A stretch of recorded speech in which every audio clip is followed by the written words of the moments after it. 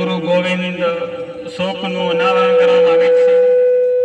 તો આ શોકના અન્વયે કાલિયાવાડ ગામ તથા આજુબાજુમાંથી પધારી જે કંઈ નાના મોટા આદિવાસી પરિવારના તમામ ને અહીંયા હાર્દિક સ્વાગત છે। ગુરુ ગોવિંદ એક વણઝાર પરિવારમાંથી જન્મેલ હતા। ઘણું બધું સાહસ કર્યું અને એમને પણ ગામડે ગામડે નાની મોટી જે સમસભાઓ કરતા હતા। તો આવી સમસભાઓની અંદર જે ગામડાના જે આદિવાસી પરિવાર એક થાય,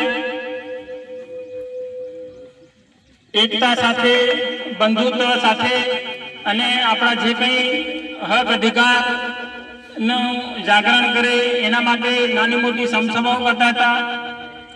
ત્યારબાદ બ્રિટિશ સરકારની અંદર જે માનગઢની અંદર આપણા હજારો આદિવાસીઓની એક સમસભા રાખવામાં આવેલ હતી।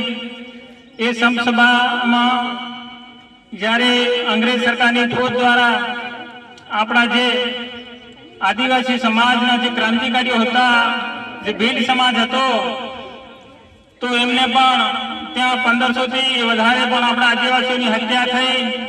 એની યાદમાં પણ અત્યારે આપણે માનગઢ ધામ ખાતે પણ એની ઉજવણી કરવામાં આવેલ છે।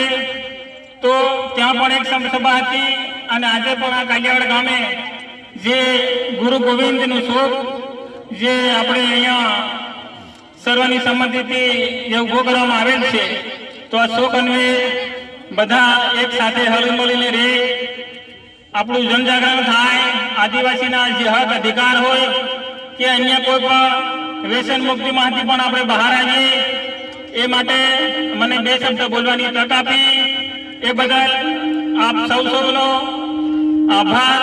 જોહાર, જય આદિવાસી, જય ભીલ પ્રદેશ।